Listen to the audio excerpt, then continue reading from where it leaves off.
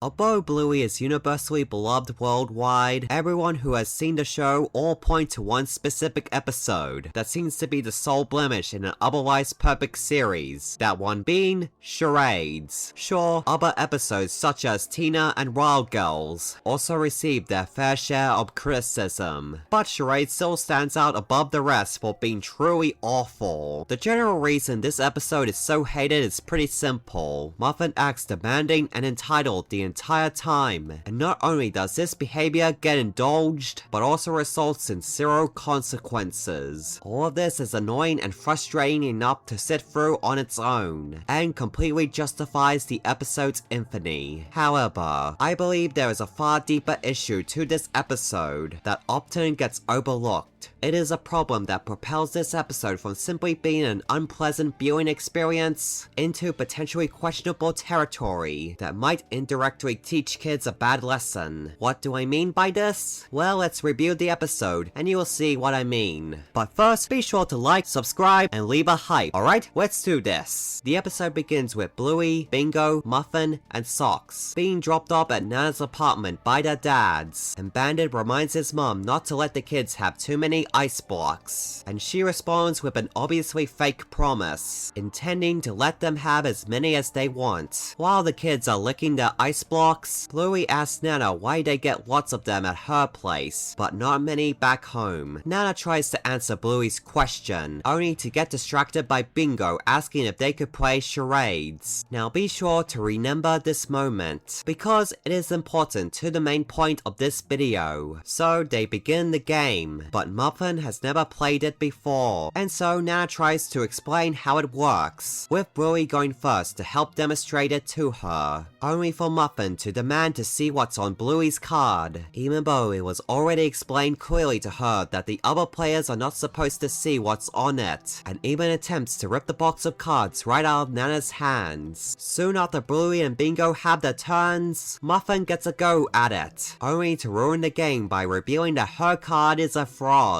just to protest that it isn't what she wanted, and demands the ballerina card. I don't want a frog card.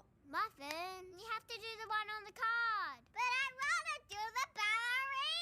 Even though it was not only already used by Bingo, but as Bluey points out, giving it to her to act out would be pointless, given that everyone would already know what it is. But Nana gives in anyway, and finds the ballerina card for her. However, this isn't enough for Muffin, as she then demands to wear a tutu, and rather than putting her foot down as Muffin is taking things too far, Nana gets Bluey and Bingo to go fetch a tutu from her closet. But even the tutu is not enough, as Muffin then demands ballerina music. It needs to be proper ballerina music. And by this point, this endless cycle has become too grating to watch, especially since it's making Bluey and Bingo as miserable as the audience. However, even though Muffin is ruining everyone's good time, Nana still refuses to say no to her, and asks Bluey and Bingo to help her find a music box that she owns. The odd thing about this episode is that, while Muffin is always portrayed as a bratty toddler throughout the show, this is the one and only time where her behavior comes across as annoying. As in literally every other episode, Muffin is an example of a bratty character done right, which I didn't think there was such a thing as. This is because the show's writing staff are able to cleverly utilize Muffin's characterization that makes her antics hilarious and endearing, which entertains audiences young and old, rather than annoying them, such as the time when she swindled an old lady out of $1,200. Oh, you cheeky little... Fine. $1,200. Oh my goodness. What also helps is that she is shown to have a good heart, and is capable of learning, with one example being the episode Library, where she misunderstands what her father Stripe meant by telling her that she's the most special kid, and starts to believe that she's above everyone else, and is entitled to whatever she wants. But when Stripe clears things up by telling her that she's only special to her parents, she takes it to heart and ceases her bratty behavior. However, Charades remains as the the one exception, where Muffin's spoiled nature isn't fun to watch, as she just comes across as a straightforward brat, rather than comedic. And the entire time, her entitled and demanding behavior is constantly indulged, as she gets what she wants, rather than getting scolded for it, and taught a lesson. Anyway, while they search for the music box, Bluey once again asks what's the point in doing all of this, if they already know that Muffin is a ballerina, thus going against the entire point of the game. And Nana responds by saying, Well, you know what? At Nana's house, I guess there's only one rule.